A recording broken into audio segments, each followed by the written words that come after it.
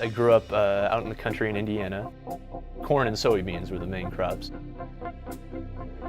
I had always been interested in technology and in science. Being out in the rural setting, there wasn't a whole lot of support for this. Space Jam is an annual weekend Boy Scout event, and we do all kinds of technology-based things. We have about 1,000 people that come every year. This is our 7th year doing it, and it's a blast every year.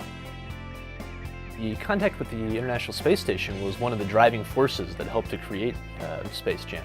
In fact, the first Space Jam was really basically only about the contact. It was a dream of the ham radio operator to say, hey, I want to talk to the astronauts on the space station. How cool could that be? That's the top of the game. Each year we call up the International Space Station and we give these young kids the opportunity to ask questions to the astronaut.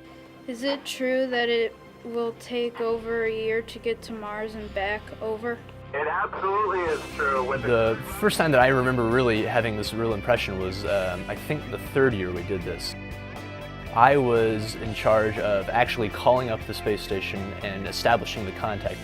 We were out in the middle of the night in a field, and I said, NA1SS, NA1SS, this is WB9SA, calling for a scheduled contact. Do you copy, over?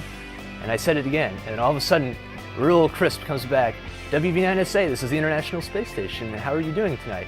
And we're like, oh, this is amazing. I graduated as valedictorian, and I was lucky enough to be admitted to Princeton with a complete scholarship, and I then moved to San Francisco, where I'm a software engineer. So I went from living on a farm to living downtown in San Francisco, writing software for people. It was a really amazing experience to do all that.